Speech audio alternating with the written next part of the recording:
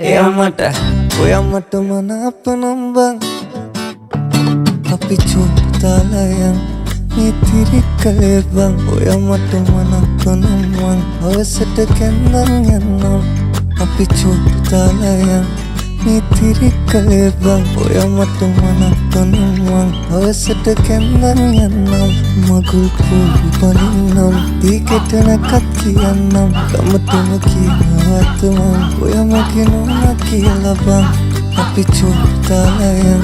නිතිරි කලේ බං ඔයාමට මනාප නම් මං හවසට කැන්දන් යන්නම්